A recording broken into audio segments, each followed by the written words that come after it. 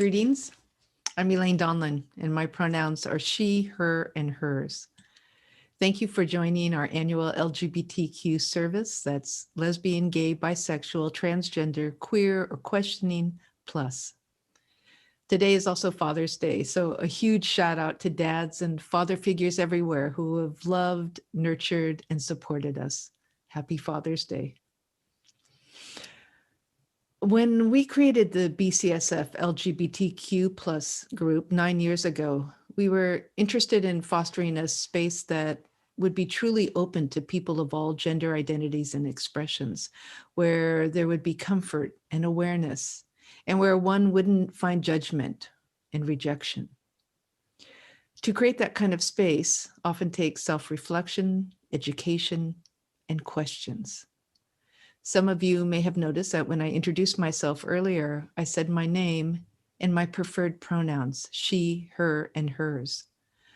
I've come across this a lot over the years with my work within LGBTQ plus communities, but I realize that not everyone in our temple may have. So I'd like to briefly explain what it is and why it's important.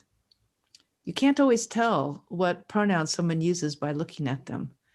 Often people make assumptions about the gender of another person based solely on the person's appearance or name. These assumptions aren't always correct, and the act of making an assumption, even if it's correct, sends a potentially harmful message that people have to look a certain way to demonstrate the gender that they are or are not. Using someone's correct personal pronouns is a way to respect them and create an inclusive environment. Just as using a person's name can be a way to respect them.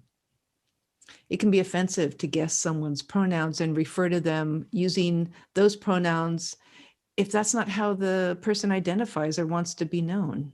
Or worse, actively choosing to ignore the pronouns someone has stated that they go by, which implies the oppressive notion that transgender, non-binary, intersex, and gender non-conforming people do not or should not exist.